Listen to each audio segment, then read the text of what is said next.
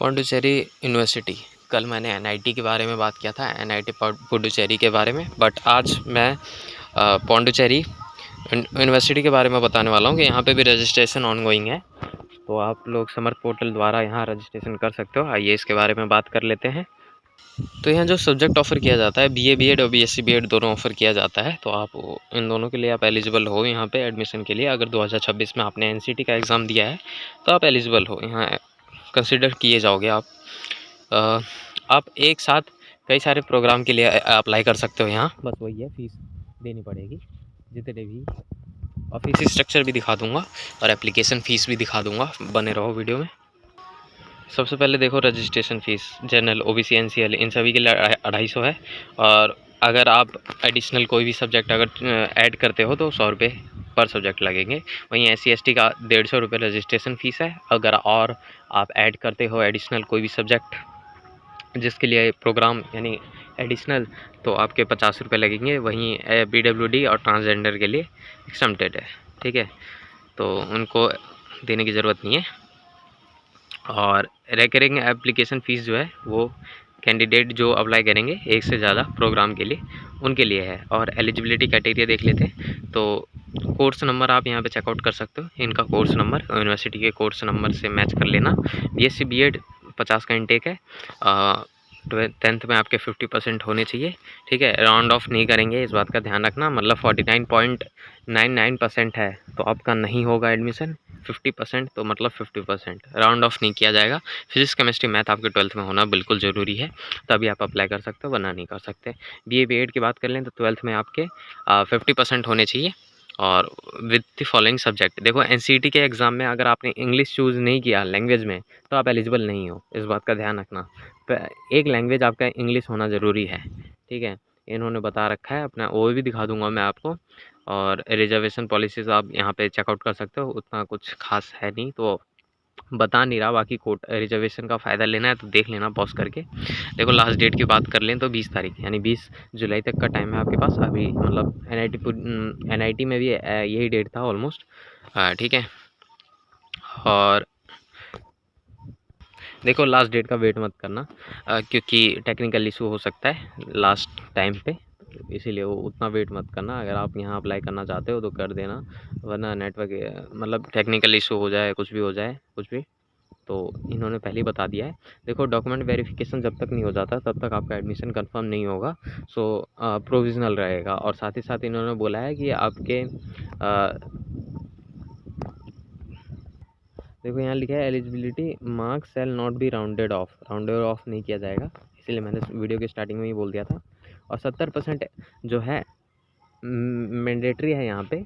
ये किस लिए? कि आपका अटेंडेंस होना चाहिए। कहाँ पे? जब आप एडमिशन ले लोगे तो आपके 70% अटेंडेंस होना चाहिए, तभी आप कॉलेज के जो एग्ज़ाम है सेमेस्टर एग्ज़ाम उसमें बैठ सकते हो, वरना नहीं बैठ सकते।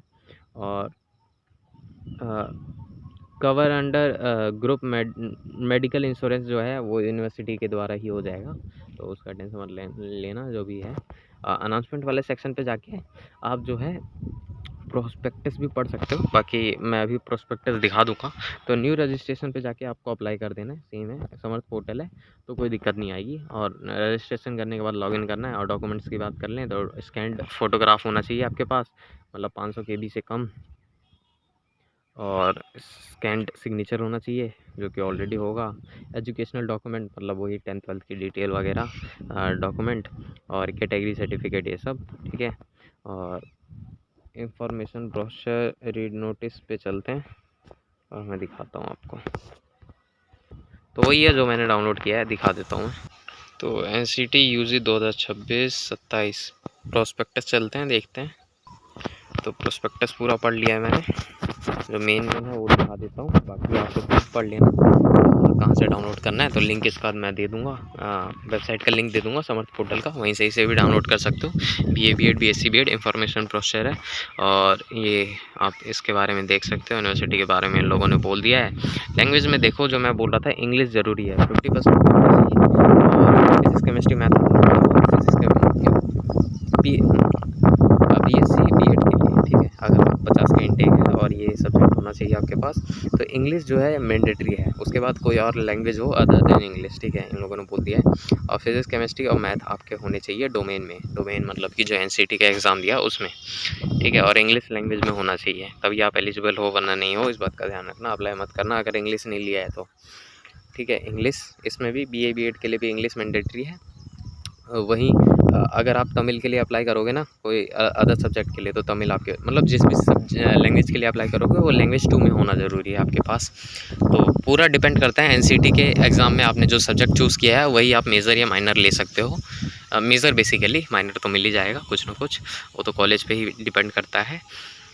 और सेक्शन 2 मतलब कि डोमेन सब्जेक्ट में आपका physics, political science, economics and history होना ज़रूरी है, तभी आप बीए बीएड में अप्लाई कर सकते हो। इन लोगों ने बता दिया है ये चीज़, political science, economics and history, ये 3। और ये कुछ इस तरीके से दिखता है, इन्होंने फ़ोटो वगैरह भी लगा के दिखा दिया है। रिजर्वेशन पॉलिसीज़ किस तरीके से है आप यहाँ पे देख लेना, और बाकी राउंड ऑफ नहीं किया जाएगा, आप इस पॉइंट को पढ़ सकते हो, इन लोगों ने बोल रखा है, ठीक है। जो मैं बोल रहा था मैंने पढ़ा था, इसीलिए बताया आपको।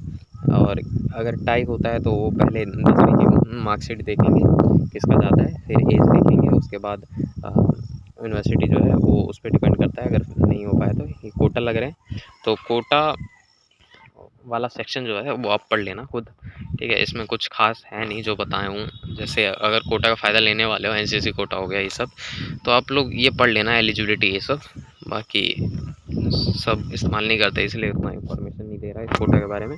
बीएससी बीएड के लिए जो फ़ीस लगने वाली है फर्स्ट सेमेस्टर में 28,816 रुपये लगेंगे। वहीं बीए बीएड का भी सेम ही है 28,816, ठीक है। वहीं सेकेंड सेमेस्टर में जो कि 5,200 रुपये हैं, ठीक है। फर्स्ट सेमेस्टर में ज़्यादा लग रहा है, क्यों लग रहा है आप यहाँ पे पढ़ सकते हो, एक एक चीज़ की ट्यूशन फ़ीस मात्र 5,000 ही है, ज़्यादा नहीं है। तो बाकी सारी चीज़ें आपको एक साल में एक ही बार देनी होती है, हर बार नहीं देनी होती। थर्ड सेमेस्टर से देखोगे तो बीएससी के लिए 16,800 जो कि ज़्यादा नहीं है, और वहीं 15,800 रुपये बीए बीएड का। तो इसी तरह आप यहाँ पे चेकआउट कर सकते हो, ऑलमोस्ट सेम ही है। फिर एक सेमेस्टर छोड़ के 5,200 5,200 5,200, ज़्यादा नहीं है।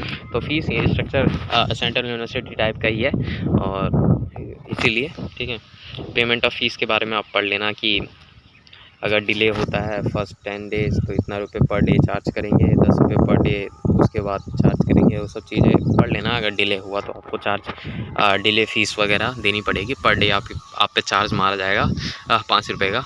और यहाँ लैंग्वेज बैरियर हो सकता है, तो इंग्लिश आना आपको ज़रूरी है, इसीलिए इंग्लिश लैंग्वेज में इन्होंने बोला है। हॉस्टल फैसिलिटी लिमिटेड है, तो अगर आपको हॉस्टल फैसिलिटी चाहिए तो वहाँ पे काउंसलिंग के टाइम पे ज़रूर उनसे कांटेक्ट करें टाइम पे, ठीक है, क्योंकि यहाँ पे लिखा है hostel fees structure for the year will be provided by chief warden.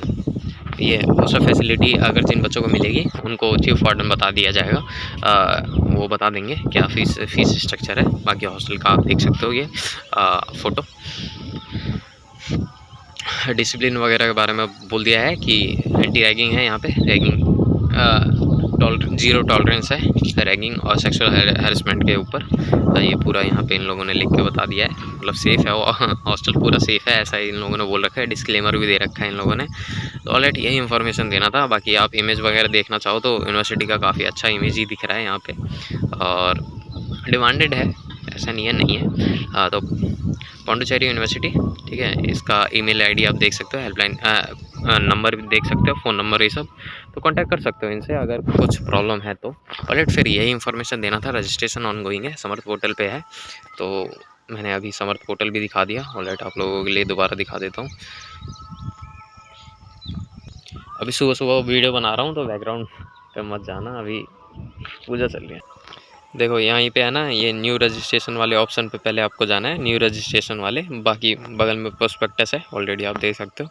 और एनसीटी एप्लीकेशन नंबर की मदद से और अपना रोल नंबर डालना और अपना फुल नेम डालना, डेट ऑफ बर्थ डालना, बस डेटा फैच कर लिया जाएगा। फिर पासवर्ड वगैरह क्रिएट करना, OTP वगैरह डालना, और देन लॉगिन करने का ऑप्शन खुल जाएगा। वहाँ से लॉगिन करके सारे डॉक्यूमेंट वगैरह, पर्सनल डिटेल, सब चीज़ फिल कर देना, कुछ प्रॉब्लम नहीं आएगी। अगर आती है तो इस वीडियो के नीचे कमेंट करिए, मैं ट्राई करूँगा कुछ ना कुछ करने की। ऑलरेडी धन्यवाद वीडियो देखने के लिए, बहुत बहुत धन्यवाद।